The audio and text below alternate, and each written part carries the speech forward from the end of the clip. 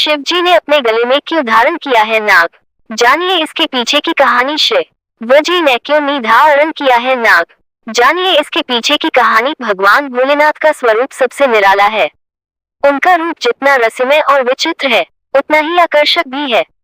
वे अपने शरीर पर भस्म, माथे पर चंद्रमा, अपनी जटा में गंगा और गले में नाग धारण करते हैं। इन सभी चीजों को धारण करने के पीछे अलग अलग किस्से हैं।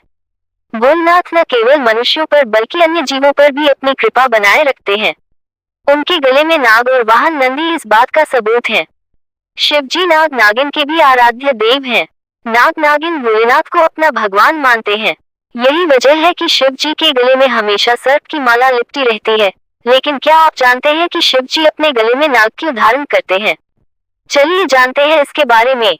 सिख शिवरात्रि और सावन सोमवार का संयोग एक साथ, भोले बाबा की कृपा पाने के लिए जरूर करें ये काम। शिव जी ने अपने गले में क्यों धारण किया है नाग? जानिए इसके पीछे की कहानी। शिव जी के गले में क्यों लिपटा रहता है सांप? पौराणिक कथा के अनुसार नागराज वासुकी भगवान शिव के परम भक्त थे। वे हमेशा शिव जी की पूजा करने में लीन रहते थे। समुद्र मंथन के दौरान नागराज वासुकी ने रस्सी का काम किया था, जिससे सागर को मथा गया था। इसके बाद इनकी भक्ति से प्रसन्न होकर शिव जी ने इन्हें नागलोक का राजा बना दिया। साथ ही अपने गले में आभूषण की भांति लिपटे रहने का वरदान दिया। शिव जी ने अपने गले में क्यों धारण किया है नाग? शिव जी के अन्य प्रतीकों का रहस्य। नंदी। पुराणों के अनुसार नंदी और शिव एक ही हैं। ऋषि शिलाद की कठोर तपस्या के बाद शिव जी ने नंदी रूप में उनके घर जन्म लिया था।